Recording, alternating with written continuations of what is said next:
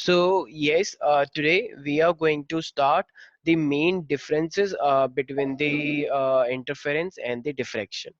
तो अगर मैं यहाँ पर इंटरफेरेंस लेके चलूँ, ठीक है, तो इंटरफेरेंस में मैंने क्या बताया था, मेरे पास सुपरपोजिशन ऑफ वेव होता है, राइट। तो मेरे पास सुपरपोजिशन ऑफ वेव के साथ क्या बनता है, मतलब और वो कोहेरेंट सोर्सेज से आता है इंटरफेरेंस के अंदर। लेकिन डिफ्रैक्शन के अंदर एज सच कोई मैंने कोहेरेंट सोर्स नहीं लिया था, राइट। तो इसके अंदर भी सेकेंडरी वेव्स का मतलब सुपरपोजिशन हुआ था, लेकिन वो डिफरेंट पार्ट्स से लिया था मैंने। अगर कोई भी सेम वेव फ्रंट है तो उसके जो डिफरेंट डिफरेंट पार्ट्स हैं उनका सुपरपोजिशन हुआ था।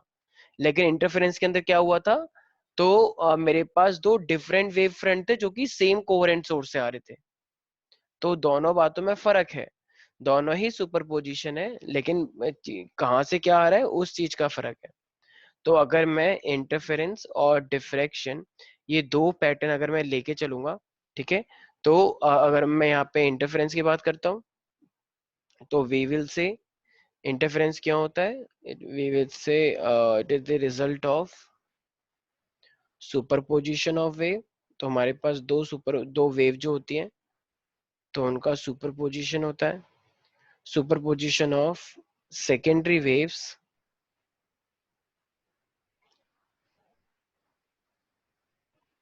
Starting from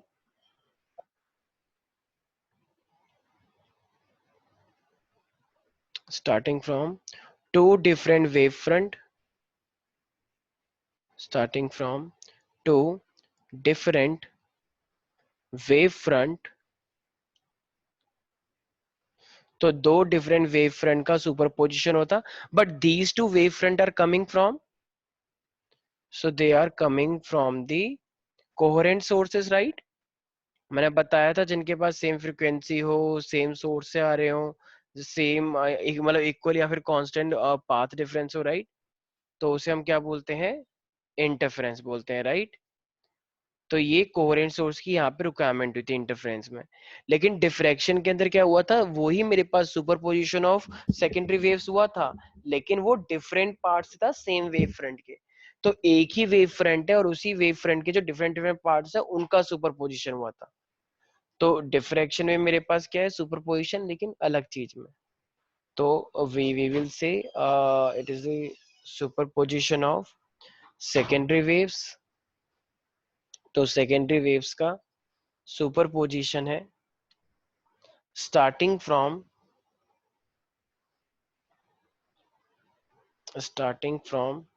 different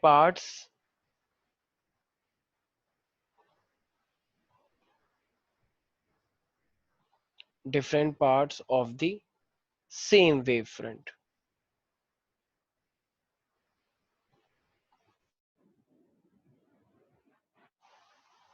so the main difference is कि इंटरफेरेंस के लिए मुझे एक कोहेरेंट सोर्स चाहिए होता है, लेकिन डिफ्रैक्शन के लिए मुझे एज सच ऐसा कोई सोर्स नहीं चाहिए होता, ठीक है। अच्छा, देखो कोहेरेंट सोर्स यहाँ पे हमारे पास अगर हम बात करते हैं, मैंने बताया था जिनके पास सेम फ्रीक्वेंसी होती है, जिनके पास सेम फेज डिफरेंस होता है, जो जिनके जो मोनोक्रोमेटिक लाइट होता है।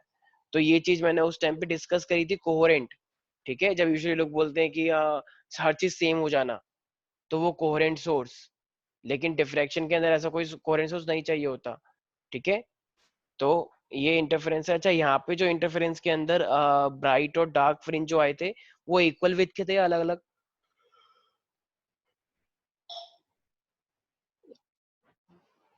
तो हमारे पास यहाँ पर जितने भी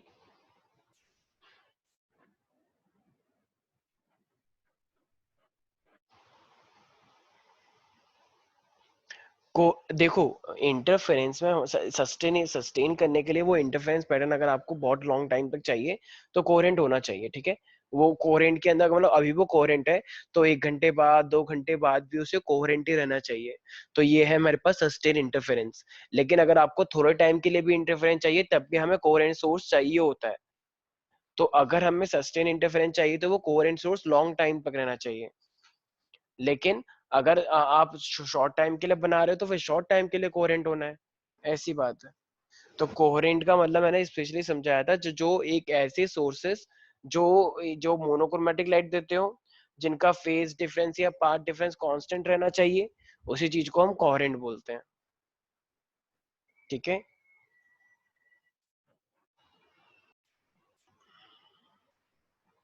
तो अब हम एक नया टॉपिक, तो यहीं पर ही हमारे पास इंटरफेरेंस और डिफ्रैक्शन यहाँ पे होता है समाप्त। अब हमें जो करना है वो हमें पढ़ना है रिजॉल्विंग पावर के लिए। तो देखो अब रिजॉल्विंग पावर मेरे पास क्या होता है, जैसे देखो हमारे पास माइक्रोस्कोप होता है, राइट, छोटी छोटी चीजें होती हैं। तो अब ना हमारे पास ना रिजॉल्विंग पावर है। तो रिजॉल्विंग पावर का मतलब अगर कोई भी दो पॉइंट को हम ऐसा सेपरेट करके देखें, कोई भी दो पॉइंट जिसको आप सेपरेटली देख सकते हैं, उसी चीज को हम क्या बोलते हैं, रिजॉल्विंग पावर बोलते हैं। ठीक है। तो देखो अब हमारे पास क्या आ रहा है, लिमिट ऑफ रेजोल्यूशन। तो ये हमारे पास लिमिट ऑफ रेजोल्यूशन का मतलब क्या है, कि कोई भी दो चीजों को जिनको तुम जस्ट सेपरेट करके देख सको किसी भी ऑप्टिकल इंस्ट्रूमेंट से। तो मैं एक सेकेंड, एक सेकेंड इसे ऑफ कर लो, एक सेकेंड। अरे मम्मी क्या कर रही हो, क्लास चल रही है ना मेरी, मंदा करो। हेलो, या can you here? Okay okay. So what I was saying, so I was talking about the resolving power. तो देखो अब मेरे पास हमारे पास, so now I am taking a topic which is the resolving power। देखो अब ये जो मेरे पास रिजॉल्विंग पावर होता है, तो देखो resolving power as the name तो जस्ट रिजॉल्विंग। तो देखो जितने भी मेरे पास ऑप्टिकल इंस्ट्रूमेंट्स होते हैं, जैसे माइक्रोस्कोप हुआ, टेलीस्कोप हुआ, लेंस हुआ, तो ये सब क्या करते हैं, ये सब चीजों को बड़ा करके दिखाते हैं, राइट। तो कोई भी दो चीजें हैं, मान लो जैसे मान लो एक पॉइंट ये है और ये एक पॉइंट ये है, मान लो, ठीक है। अगर आप इन दो पॉइंट को बहुत दूर से देखोगे तो ये आपको एक ही पॉइंट नजर आएगा, राइट। अगर आप बहुत दूर से देखोगे तो कि ये एक ही पॉइंट है। लेकिन जब हम इसे फोकस करते गए, हम आगे आते रहेंगे, लेंस का यूज करेंगे, तो कितने डिस्टेंस पे ये हमें जस्ट सेपरेट होते हुए दिखाई दे रहे हैं। ठीक है। कितने डिस्टेंस तक वो हमें ये दो पॉइंट हमें सेपरेट होते हुए दिखाई देंगे, तो उस चीज को हम क्या बोलते हैं, so that is the you can say limit of resolution, कि कितनी लिमिट तक वो हमको अलग करके वो चीजें दिखा सकता है। जैसे फोन्स के अंदर भी रेजोल्यूशन दिखाते हैं ना, कितने रेजोल्यूशन चाहिए आपको। जैसे पिक्चर आप क्लिक करते हो तो जूम करने के बाद वो धुंधला धुंधला सा हो जाता है। तो इसका मतलब अगर वो धुंधला ना हो, कहते हैं ना इसके बेटर रेजोल्यूशन इफेक्ट है। रेजोल्यूशन का मतलब अगर आपने कोई भी एक पिक क्लिक करी है, और अगर मान लो वो जूम करने के बाद भी एकदम क्लैरिटी के साथ दिख रहा है, तो बताओ उसका रेजोल्यूशन अच्छा माना जाता है या बुरा, उसकी रिजॉल्विंग पावर अच्छी है या बुरी है? ऑफ कोर्स, तो उसकी रिजॉल्विंग पावर अच्छी है, राइट। तो देखो अब ये यहाँ पे जो मैं टॉपिक लेने वाला हूँ ना, वो एक्चुअली क्या होता है, देखो जितने ही मेरे पास ऑप्टिकल इंस्ट्रूमेंट होते हैं, लेंस होते हैं, टेलीस्कोप होता है, माइक्रोस्कोप होता है, तो ये बेसिकली लाइट के ऊपर काम करते हैं, राइट। लाइट के बिना तो ये काम ही नहीं कर पाएंगे। तो जब भी ये लाइट की वजह से पिक पिक क्लिक करते हैं, या लाइट की वजह से हम इनको देख पाते हैं, तो हमको बेसिकली ये छोटी चीजों को बड़ा करके दिखाते हैं, राइट। हम कोई भी ऑब्जेक्ट को देखते हैं। लेकिन जब हम लाइट का यूज करते हैं ना, तो इन्हीं लेंस की वजह से मेरे पास एक क्या हो जाता है, डिफ्रैक्शन पैटर्न भी शो होने लग जाता है। तो जब भी हम ऐसी चीजें का यूज करते हैं, तो उसके अंदर जो डिफ्रैक्शन पैटर्न है, वो दिक्कत क्रिएट कर देता है, जो प्रॉब्लम है प्रॉब्लम क्रिएट कर देता है। तो जो इमेज बनती है ना लाइट की वजह से, जो हम देखते हैं, तो उस लाइट के अंदर ना थोड़ा थोड़ा डिफ्रैक्शन पैटर्न आ जाता है। तो उस डिफ्रैक्शन पैटर्न से वो जो ऑब्जेक्ट को हम देखना चाह रहे हैं, जो ऑब्जेक्ट को हम आइडेंटिफाई करना चाह रहे हैं, या जिस ऑब्जेक्ट को मैं रिजॉल्व करना चाह रहा हूँ, थोड़ा बड़ा करके देखना चाहता हूँ, तो उसमें थोड़ी दिक्कत आ जाती है। तो ये दिक्कत किसकी वजह से आती है? It is because of the diffraction. भाई देखो अगर मैं लेंस यूज कर रहा हूँ, याद है अभी अभी मैंने जैसे मैंने दिखाया था लास्ट लेक्चर में, कि जब हम डिफ्रैक्शन यूज करते हैं तो उसमें लेंस का यूज हुआ था, यस और नो। तो डिफ्रैक्शन के अंदर लेंस का यूज हुआ था, लेकिन इंटरफेरेंस में ऐसा कोई लेंस का यूज नहीं हुआ था। तो डिफ्रैक्शन पैटर्न के अंदर लेंस का यूज होता है। तो अगर हम अपने ऑप्टिकल डिवाइसेस के अंदर भी लेंस का यूज कर रहे हैं किसी और पर्पस के लिए, लेकिन हम तो कुछ और उसको जूम करके देखना चाह रहे हैं, लेकिन अब लेंस का यूज कर रहे हैं, तो बताओ उसके अंदर डिफ्रैक्शन भी हो जाएगा या नहीं हो जाएगा, ना चाहते हुए भी। तो अब ना चाहते हुए भी उसमें अगर डिफ्रैक्शन हो रहा है ना, तो उससे उससे हमें क्या दिक्कत हो जाती है, कि हमारे जो ऑब्जेक्ट हैं, जो हमें आइडेंटिफाई करना है, या जो जिस ऑब्जेक्ट को मुझे बड़ा करके देखना है, रेजोल्यूशन करना है जिस ऑब्जेक्ट का, वो क्या हो जाएगा, डिफिकल्ट हो जाएगा या आसान हो जाएगा? तो डेट बिकम डिफिकल्ट। ठीक है, दिक्कत आ जाती है। तो इसीलिए अब उस डिफ्रैक्शन के पैटर्न को कंपनसेट करने के लिए हमारे पास क्या आता है, कि लिमिट ऑफ रेजोल्यूशन।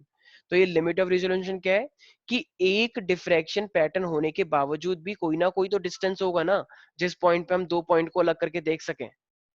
हम अगर कंपेंसेट करके भी देखिए, चलो ठीक डिफ्रैक्शन पैटर्न हो रहा है, होने दो, लेकिन अब उसके होने के बावजूद भी तो मेरे पास कोई ना कोई डिस्टेंस होगा जहां पे मैं इन दो पॉइंट को अलग अलग करके देख सकूं, राइट, रिजोल्व करके देख सकूं। तो उसी चीज को हम क्या कहते हैं, limit of resolution.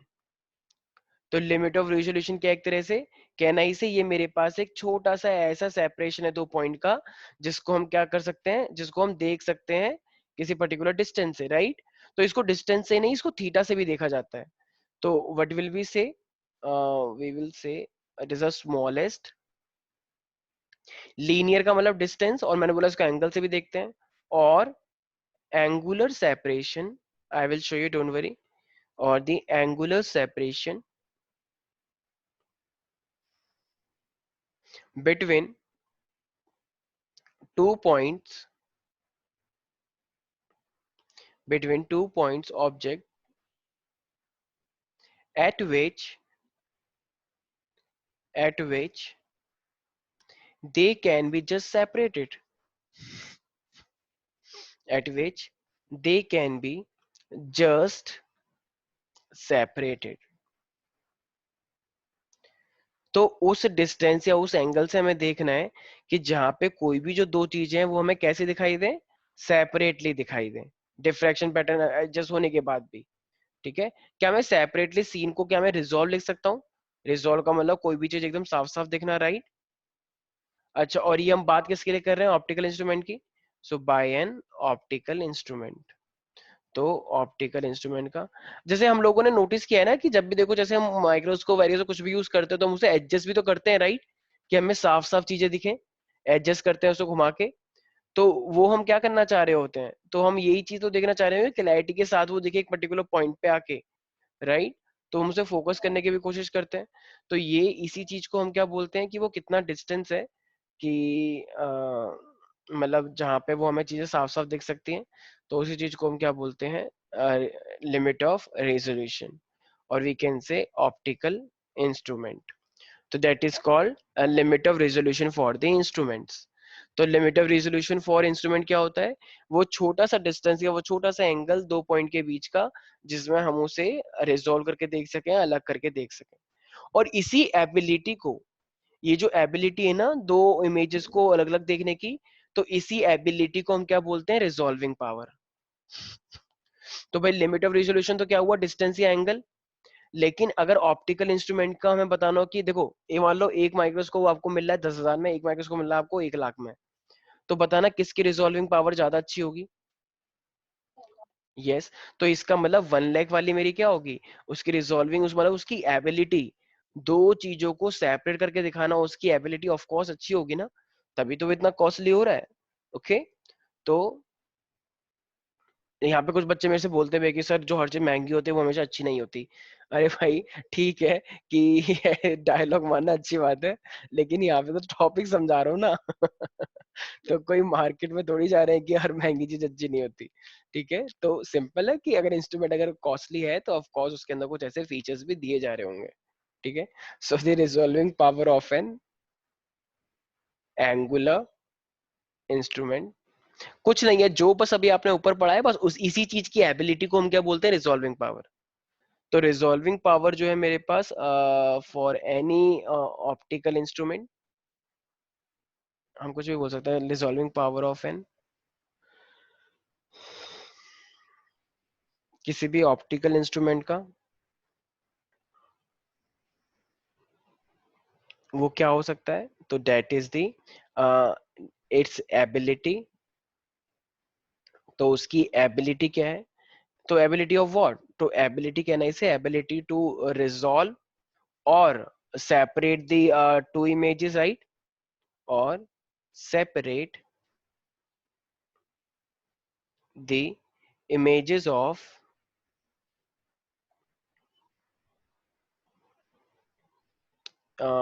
yeah, you can say images two nearby points objects।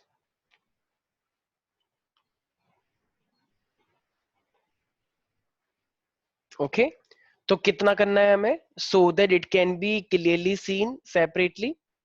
भाई अगर हम उसे देख पा रहे हैं तो can I say that so that they can be distinctly seen, अलग अलग तरीके से हम देख सकें उसे।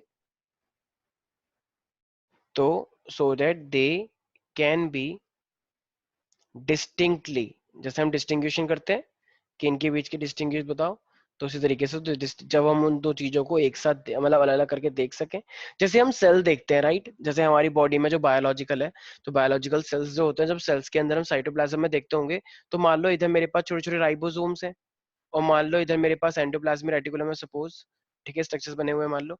तो अगर वो मुझे एक ही चीज में दिख रहे हो तो वो तो गड़बड़ हो जाएगी ना। तो मैं तो चाहता हूँ ना कि वो अलग अलग दिखें, जैसे मान लो मेरे पास एंडोप्लाज्मिक रेटिकुलम होता है, एंडोप्लाज्मिक रेटिकुलम के ऊपर क्या लगे होते हैं, ये राइबोसोम बने होते हैं छोटे छोटे। लेकिन अगर मान लो आपको ये इस तरीके से एक ही स्ट्रक्चर दिख रहा है, तो इसका मतलब उस इंस्ट्रूमेंट की रिजोल्विंग पावर अच्छी नहीं है।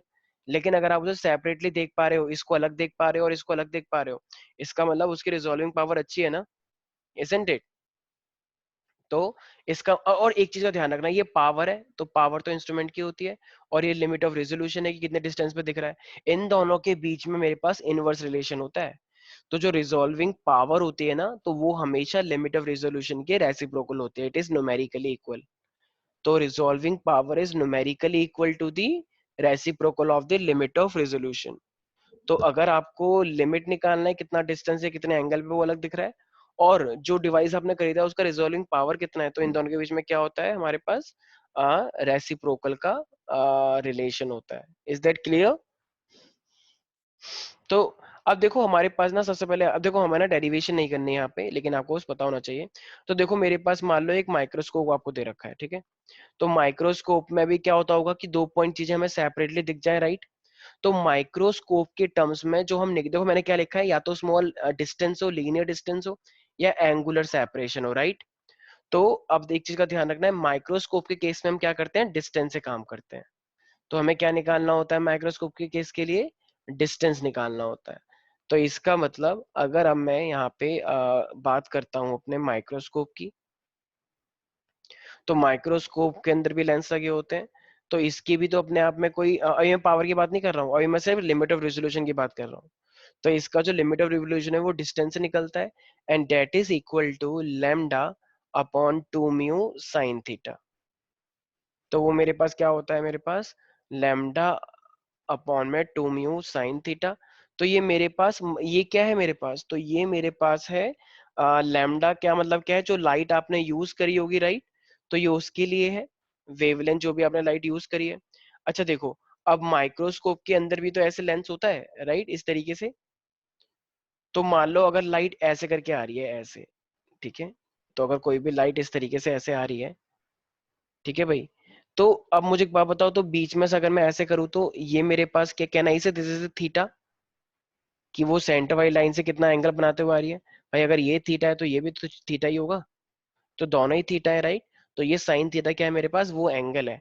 तो कैन आई से it is the half of the angle of the cone from which the light is coming. भाई ये एक तरह से कोन की तरह हो गया ना। तो ये तो अगर मान लो मैं बोलूँ कि ये मेरे पास टोटल थीटा कितना है, 2 थीटा, तो यहाँ से लेकर यहाँ तक थीटा ही तो होगा सिर्फ, यस और नो। सो तो जो थीटा मेरे पास है, ये जो मैंने साइन थीटा लिखा है, थीटा का मतलब क्या है, half of the angle of the cone, right. तो लाइट एक तरह से कोन जैसा स्ट्रक्चर बना रही है ना। So it is the half the angle of the cone from which the light is coming, या light is coming from that point source, diagram में विजिबल है, राइट। तो half of angle of cone, इसका मतलब अगर मान लो मैं आपसे बोलूं कि एक लाइट आ रही है, और वो लाइट इस तरीके से मान लो पूरा 90 का एंगल बना रही है, तो जरा बताना फिर थीटा कितने का होगा। यस, अगर ये एक लाइट इस तरीके से पॉइंट सोर्स से इस तरीके से आ रही है, तो मैं यहाँ पे साइन थीटा की वैल्यू क्या रखूंगा, तो भाई सेंटर से लेते हैं ना, मैंने बोला half of the angle of cone, तो सिर्फ क्या लूंगा मैं, 45 लूंगा, ठीक है। Sine 45 I have to take. और ये म्यू, म्यू का मतलब क्या है, यस। देखो ये मेरे पास एक तरह से ना वो मीडियम है, जहां पे मेरे पास ऑब्जेक्ट रखा है, और ये ऑब्जेक्ट देखो ये लेंस है ना एक तरह से। तो ये लेंस का जो भी लेंस होते हैं उनका अपने आप में रिफ्रैक्टिव इंडेक्स होता है या नहीं होता है, इजंट इट। तो जो भी पॉइंट ऑब्जेक्ट है और जो मेरा ऑब्जेक्टिव है, जहां से मैं मतलब जो ऑब्जेक्ट को एक ऐसा लेंस जो ऑब्जेक्ट को देख पा रहा है, तो जो भी वहां का मीडियम है उसका रिफ्रैक्टिव इंडेक्स है। तो म्यू मतलब क्या है मेरे पास, this is the refractive index and it is given to you in the question if they are asking for the resolving, I mean the, अगर मैं रिजॉल्विंग पावर निकालूंगा तो भी आएगा वो। ये तो मैंने अभी लिमिट ऑफ रेजोल्यूशन निकाला है, तो ये रिफ्रैक्टिव इंडेक्स है मेरे पास। ओके अच्छा, तो ये मेरे पास क्या निकल के आया है, this is the resolving power और the limit of resolution. This is my limit of resolution. अब मैंने क्या बोला था कि माइक्रोस्कोप जो हम खरीदते हैं तो उसमें क्या चीज देखेंगे, resolving power. And I told you resolving power is equal to reciprocal of D, right? It is resolving power. अगर कभी भी कंफ्यूजन हो रही है कि लिमिट ऑफ रेजोल्यूशन क्या है या रिजॉल्विंग पावर क्या है, तो सिंपल सी बात है, अगर हम अपनी आई से हम पास की चीजें भी देख लेते हैं, दूर की चीजें भी देख लेते हैं, तो वो जस्ट क्या है, डिस्टेंस। जनरली ये जनरल बात है कि 25 तक हमें आराम से दिखता है और इन्फिनिटी तक भी हमें दिखता है, तो एक शॉर्ट का डिस्टेंस हो गया, एक मैक्सिमम डिस्टेंस हो गया। तो बस ये डिस्टेंस है, हम यहाँ पे मेन फोकस डिस्टेंस पे रख रहे हैं। लेकिन जब मैं ये बात करूंगा कि मेरे पास मेरी आईज है, मैं अपनी आईज की हेल्प से इतने दूर तक देख सकता हूँ, मेरी आईज की एबिलिटी है, ये एबिलिटी, इट इज एन, और ये क्या है, दी एबिलिटी ऑफ रिजॉल्विंग। अगर एबिलिटी की बात आ जाए, मेरी आईज की एबिलिटी है, तो वो क्या है, रिजॉल्विंग पावर। ठीक है। अब मान लो बेचारा कोई किसी की आंख में मान लो प्रॉब्लम है, कोई एक पर्सन है वो प्रॉपरली देख नहीं पाता, तो लिमिट ऑफ रिजोल्यूशन तो एग्जिस्ट है कि इतने दूर तक वो देख पा रहा है अलग अलग करके, लेकिन उसकी आईज की रिजॉल्विंग पावर क्या है, बहुत कम, क्योंकि उसकी आईज डिफेक्टेड है। ठीक है। तो इस तरीके से हम चीजों को देखते हैं। तो लिमिट ऑफ रिजोल्यूशन, यस। तो माइक्रोस्कोप के लिए हमने लिमिट ऑफ रेजोल्यूशन निकाल लिया, और ये भी, तो मैंने जैसा कि बोला कि ये तो माइक्रोस्कोप के लिए क्या निकला है, लिमिट ऑफ रेजोल्यूशन डी। अब मेरे पास क्या निकल रहा है, रिजॉल्विंग पावर। तो रिजॉल्विंग पावर और लिमिट रेजोल्यूशन में रेसिप्रोकल का रिलेशन होता है। तो ये क्या बन जाएगा फिर हम मेरे पास 1/d, तो ये हो जाएगा मेरे पास 1/λ अपॉन में 2 म्यू साइन थीटा। तो रिजॉल्विंग पावर कितनी आ जाएगी मेरे पास माइक्रोस्कोप की, 2 mu sine theta divided by lambda. Okay, so that is called the resolving power of the microscope. Any doubt in this? तो ये मेरे पास फाइनली क्या आ गया है, रिजॉल्विंग पावर आ गया है। तो माइक्रोस्कोप के लिए मैंने डिस्टेंस से करा या एंगल से करा, तो मैंने डिस्टेंस से करते हैं हम, तो माइक्रोस्कोप के अंदर डिस्टेंस यूज होता है। लेकिन अब जब हम टेलीस्कोप की बात करेंगे, तो टेलीस्कोप के लिए भी मेरे पास क्या निकाला जाएगा, एक निकाला जाएगा लिमिट ऑफ रेजोल्यूशन, और फिर उसके लिए निकाला जाएगा रिजॉल्विंग पावर। लेकिन टेलीस्कोप के लिए हम डिस्टेंस ना लेके क्या लेते हैं, थीटा लेते हैं, कि कितने एंगल पे हमें चीजें दिख रही हैं। यस। तो अब अगर मैं यहाँ पे टेलीस्कोप की बात करता हूँ, तो टेलीस्कोप की अगर यहाँ देखो, अब टेलीस्कोप में रिजॉल्विंग पावर मेरे पास क्या होता है, वही कि सेपरेशन एंगल। अब वो सेपरेशन एंगल हो या सेपरेशन डिस्टेंस हो, तो टेलीस्कोप के केस में सेपरेशन एंगल होता है, और वो मेरा कितना आता है, लिमिट ऑफ रेजोल्यूशन टेलीस्कोप के लिए डी थीटा। तो जो डी थीटा है, ये don't need to remember the derivation part, but you have to remember the formula here. तो 1.22 लैम्डा बाय कैपिटल डी। अब ये क्या है मेरे पास, देखो लैम्डा तो आप सबको पता होता है, जो लाइट आपने यूज करी होगी, राइट? देखो, अब टेलीस्कोप का ना अपना एक क्या होता है, ऑब्जेक्टिव होता है। तो अपना जो एक ऑब्जेक्टिव होता है, तो उसका ना मैं डायमीटर की बात कर रहा हूँ। तो जो भी एक ऑब्जेक्टिव है, स्फेरिकल लेंस जो होते हैं उसके अंदर, तो उसका अपना एक डी होता है। तो ये जो मैं कैपिटल डी लिखा है, तो that is what, so that is diameter of your telescope objective. तो जो ऑब्जेक्ट को देखने में हेल्प करता है, ऑब्जेक्टिव लेंस जो होता है, उसका डायमीटर है। तो that is the diameter of telescopic objective, या टेलीस्कोप के ऑब्जेक्टिव का। ये दो टाइप के होते हैं लेंस, एक होता है ऑब्जेक्टिव, एक होता है आई पीस। तो यहाँ पे मैं ऑब्जेक्टिव की बात कर रहा हूँ, ठीक है, diameter of telescope of objective. ठीक है। और 1.22 तो 1.22 ही रहेगा। तो ये मेरे पास क्या है, this is the limit of resolution, limit of resolution. And as I said कि मेरे पास अगर अगर मुझे रिजॉल्विंग पावर निकालनी होगी, तो वो हमेशा किसके रेसिप्रोकल होता है, लिमिट ऑफ रेजोल्यूशन के। तो ये हो जाएगा मेरे पास डी थीटा, और डी थीटा क्या हो जाएगा मेरे पास, 1.22 लैम्डा अपॉन डी। तो फाइनली मेरे पास क्या आ जाएगा, D upon 1.22 lambda. Okay, so that is what my resolving power. तो resolving power would be equal to d upon 1.22 lambda. So that is the resolving power of our telescope. So with that हमारे पास ये बस resolving power का एक छोटा सा topic था जो कि हमें पता होना चाहिए, ठीक है। तो टेलीस्कोप का भी हो गया। और तो अगर मैं लिमिट ऑफ रेजोल्यूशन माइक्रोस्कोप की बात करता हूँ तो वो होता है D is equal to lambda upon में 2 म्यू sin थीटा। और अगर माइक्रोस्कोप की रिजॉल्विंग पावर बात करें तो रेसिप्रोकल कर देते हैं 1/d, तो वो क्या बन गया था 2 mu sin theta upon lambda, right. ऐसी टेलीस्कोप की बात करता हूँ तो वो थीटा में निकलता है, दी थीटा, स्मॉल एंगल। तो उसका लिमिट ऑफ रेजोल्यूशन क्या होता है 1.22 लैम्डा अपॉन डी। अब रिजॉल्विंग पावर निकालता हूँ तो 1/2 डी थीटा हो जाएगा। इसका मतलब डी अपॉन में 1.22 लैम्डा। तो दिस इज व्हाट, तो यही है मेरे पास क्या रिजॉल्विंग पावर के अंदर। तो रिजॉल्विंग पावर सिर्फ हमें इन दो डिवाइसेस का ही पढ़ना है, ठीक है। ओके, तो अब अगर यहाँ पे मैं कुछ यस, तो मान लो अगर आपसे कोई क्वेश्चन बोले, सपोज करो अगर आपसे कोई यहाँ पर एक क्वेश्चन इस तरीके से पूछ ले कि मान लो आपके पास एक रेड लाइट थी और उस रेड लाइट की या कोई भी एक लाइट थी, मान लो उसकी जो वेवलेंथ आपको दे रखी है वो दे रखी है 6000 एमस्टॉर्म, ठीक है। जो कि लाइट मान लो कहाँ से आ रही है, स्टार से आ रही है। तो अगर वो लाइट स्टार से आ रही है और कह रहे हैं अच्छा देखो स्टार से लाइट आ रही है तो ऑफ तो स्टार से हमने क्या, स्टार से अगर लाइट को देख रहे हैं तो बताओ तो हम टेलीस्कोप का यूज करेंगे या माइक्रोस्कोप का। टेलीस्कोप से तो हम बाहर की बॉडी को देखते हैं, राइट, और माइक्रोस्कोप से छोटी छोटी चीजों को देखते हैं। तो इसका मतलब, तो जो मेरे पास स्टार से लाइट आ रही थी इसमें पक्की बात है जो भी चीज यूज होगी वो टेलीस्कोप की यूज हो रही है। क्वेश्चन में टेलीस्कोप का नाम ही नहीं है। तो वो आपसे कह रहे हैं तो आपको क्या निकालना है, लिमिट ऑफ रेजोल्यूशन निकालना है। तो पहले तो आपको कह रहा है कि लिमिट ऑफ रेजोल्यूशन निकालो और फिर ठीक उसके बाद आपको कह रहा है कि रिजॉल्विंग पावर भी निकाल दो। तो हमें ये दोनों चीजें निकालने के लिए बोल रहा है, ठीक है। लेकिन उसने ना उस जो ऑब्जेक्टिव लेंस है ना उसका डायमीटर भी आपको दे रखा है। तो वो कितना दे रखा है, मान लो आपको 100 इंच। अच्छा 1 इंच में कितना होता है, रिमेम्बर 2.54 सेंटीमीटर। 1 इंच का मतलब क्या होता है, 1 इंच का मतलब होता है 2.54 सेंटीमीटर, रिमेम्बर दैट, ठीक है। तो 1 इंच मतलब 2.54 सेंटीमीटर, ये आपने देखा होगा कहीं ना कहीं पे, ठीक है। तो 1 इंच मतलब 2.54 सेंटीमीटर। तो अगर उसने हमें इस बार डायमीटर इंच में दिया है तो क्या मैं उसे कन्वर्ट कर सकता हूँ सेंटीमीटर में। तो जब मैं इसकी मल्टीप्लाई 100 इंटू 2.54 सेंटीमीटर करूंगा तो ये क्या हो जाएगा, 100 से अंदर ये हो जाएगा। तो ये 254 सेंटीमीटर आ जाएगा, यस और नो। अच्छा मेरे को एमस्ट्रॉन्ग दे रखा है, अगर इसने एमस्ट्रॉन्ग दे रखा है तो ये क्या हो जाएगा 10 की पावर -10।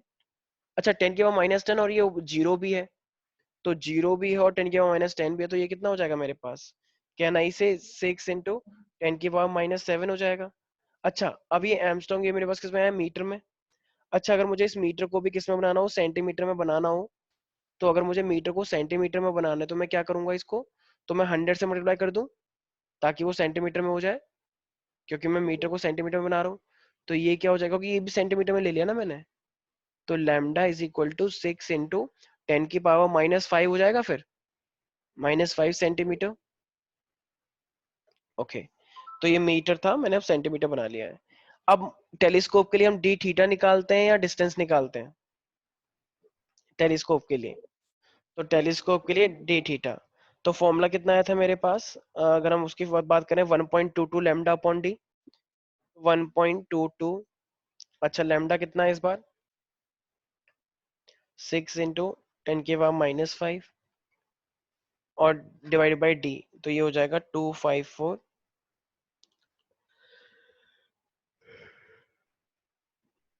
तो जब इसको कैलकुलेट करेंगे तो मेरा आंसर आ जाएगा, राइट। कैलकुलेशन तो कर ही सकते हैं हम, तो इसको कैलकुलेट करने पे जो भी मेरे पास आएगा निकाल लेंगे। अच्छा और रिजॉल्विंग पावर क्या होगा फिर, तो resolving power would be equal to reciprocal of that D theta. तो ये भी निकाल लेंगे फिर, यस और नो, बहुत सिंपल है फिर तो डी थीटा निकल के आएगा तो वो भी निकाल लेंगे, सिंपल है बहुत। ओके, तो आफ्टर दैट सपोज अगर हमें इस बार, अच्छा देखो ये डी थीटा है, तो और डी थीटा जो होगा ना ध्यान रखना वो हमेशा रेडियन में निकलता है, एंगल की बात चल रही है ना, छोटे से एंगल की। तो छोटे से एंगल को हम किस में हमेशा, तो डिग्री में मत लेना। तो छोटा एंगल है सेंटीमीटर वाला है, तो इसलिए हम क्या लेंगे उसे रेडियन में। तो जो एंगल निकल के आ रहा है वो रेडियन में निकल के आएगा। ठीक है। नाउ मान लो अगर आपको एक और क्वेश्चन दे रखा है, कह रहा है कि एक टेलीस्कोप है। अच्छा, टेलीस्कोप क्या स्टार को देख सकता है, स्टार्स को? हाँ बिल्कुल देख सकता है। तो एक टेलीस्कोप मान लो स्टार को देख रहा है कि एक स्टार ये रहा और एक स्टार ये रहा। अब बताओ, ये टेलीस्कोप से तो सारे स्टार एक जैसे दिख सकते हैं, लेकिन अगर मान लो अभी राइट नाउ हम इसे टेलीस्कोप से देख रहे हैं, तो ये स्टार मुझे सेम दिख रहे हैं या डिफरेंट दिख रहे हैं? ये दो स्टार मुझे सेम दिख रहे हैं या डिफरेंट दिख रहे हैं? Yes guys, of course different. ये एक ये रहा स्टार और एक ये रहा स्टार, तो ये डिफरेंट ही तो हुए। एक स्टार ये रहा और एक स्टार ये रहा। अगर मैं ऐसे ऐसे करके बनाता, क्या अब ये दो स्टार आपको एक ही दिख रहे हैं, अलग अलग दिख रहे हैं? एक ही दिख रहा है अब तो अब एक ही दिख रहा है तो फिर अब तो अलग है, लेकिन यहाँ पर हमें अलग अलग दिख रहा है। तो कह रहा है कि एक टेलीस्कोप आपने यूज किया और उसने दो स्टार को सेपरेटली करके देखा। तो अब जो सेपरेटली का जो एंगल आया ना, मैंने बताया टेलीस्कोप में थीटा देखते हैं कि कितना वो मिनिमम डिस्टेंस है जिसमें स्टार हमें सेपरेटली दिख रहे हैं। तो वो तो वो कितना है मेरे पास, 4.6 इंटू 10⁻⁻6 रेडियन, इतना एंगल आया मेरे पास। बहुत छोटा सा एंगल। तो 4.6 इंटू 10⁻⁻6 रेडियन आया। कह रहा है आपने जो लाइट को यूज किया उसकी जो वेवलेंथ है वो है 5460 एमस्टॉन्ग। तो अब ये क्वेश्चन पूछ रहा है, तो अब आपसे पूछ रहा है कि बताओ जो ऑब्जेक्टिव का एपर्चर है, मतलब ऑब्जेक्टिव का एपर्चर का मतलब एक तरह से कहना है, इसे एक तरह से डायमीटर मांग रहा है। तो कह रहा है ऑब्जेक्टिव का डायमीटर निकाल के दिखाओ। तो क्या मैं ऑब्जेक्टिव का डायमीटर निकाल सकता हूँ इस बार, कैपिटल डी? बिल्कुल निकाल सकते हैं भाई, है तो ये टेलीस्कोप ही। तो टेलीस्कोप का अगर हमें फॉर्मूला पता है, D theta is equal to कितना होता है, 1.22 lambda divide by capital D, right? तो ये मेरे पास क्या होता है, ये मेरे पास होता है टेलीस्कोप का फॉर्मूला, अभी तो देखा हमने। ठीक है। तो क्या मुझे वो इस बार डिस्टेंस दे रखा है? बिल्कुल दे रखा है। इस बार देखो स्मॉल एंगल दिया है ना इस बार हमें, लेस डिस्टेंस, ये तो रहा। तो इस बार हमें देखो 10⁻⁻6, तो स्मॉल एंगल तो हो ही गया। तो कैन आई पुट दैट? बिल्कुल।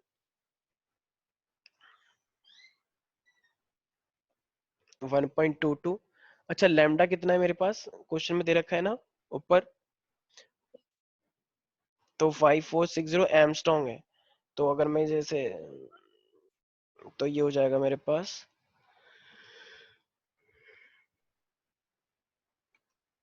और अब डी हो जाएगा, तो मैं इसको इधर ले आऊंगा, इसको उधर ले जाऊंगा, राइट? तो मेरे पास बताओ डी निकल के आएगा या नहीं आएगा? बिल्कुल निकल के आ जाएगा, सिंपल है, राइट? तो तो कभी कभी ऐसा भी होगा, जैसे मान लो माइक्रोस्कोप वाला केस दे रखा है, तो माइक्रोस्कोप के केस के लिए वो आपको कभी कभी ना तो रिफ्रैक्टिव इंडेक्स देगा ना साइन थीटा देगा, तो वो आपको बोल देगा आपको माइक्रोस्कोप का न्यूमेरिकल एपर्चर दे रखा है। तो रिमेंबर दैट, अगर आपको न्यूमेरिकल एपर्चर दे रखा है तो उस न्यूमेरिकल एपर्चर का मीनिंग ही अपने आप में क्या होता है, म्यू साइन थीटा। तो म्यू साइन थीटा का मतलब अपने आप में क्या होता है, न्यूमेरिकल एपरेचर। ठीक है। तो मान लो अगर मैं क्वेश्चन में आपको दे दूं, numerical aperture is given to you 0.5, ठीक है, और आपको मान लो वेवलेंथ दे रखी है 500 एमस्टॉन्ग, कह रहा है तो अब आप निकालो रिजॉल्विंग पावर ऑफ माइक्रोस्कोप। तो रिजॉल्विंग पावर ऑफ माइक्रोस्कोप का क्या फॉर्मूला बताया मैंने? Of course you know that, 2 mu sine theta upon में लेमडा। तो टू तो पता ही है, टू तो टू ही आएगा। अच्छा, अब देखो हमें और तो कुछ दे नहीं रखा, तो मैंने क्या बोला, म्यू साइन थीटा क्या होता है, न्यूमेरिकल एपरेचर। क्या आपको न्यूमेरिकल एपरेचर दे रखा है? बिल्कुल दे रखा है, 0.5। क्या आपको वेवलेंथ दे रखा है? दे रखा है। तो इसका मतलब 2 इंटू में 0.5 डिवाइडेड बाय 500 एमस्टॉन्ग इंटू 10⁻⁻10, राइट? तो इस तरीके से रिजॉल्विंग पावर मेरी निकल के आ जाएगी, इजंट इट? तो इसका मतलब जो माइक्रोस्कोप होता है, तो माइक्रोस्कोप के लिए न्यूमेरिकल एपरेचर को हम एन ए भी बोलते हैं, and that is equal to mu sine theta. तो resolving a power and limit of resolution, I hope it is clear. बस कुछ फॉर्मूले याद करने हैं यार, और कुछ है नहीं। तो लिमिट ऑफ रेजोल्यूशन टेलीस्कोप के लिए कितना आया था, 1.22 लैम्डा बाई डी।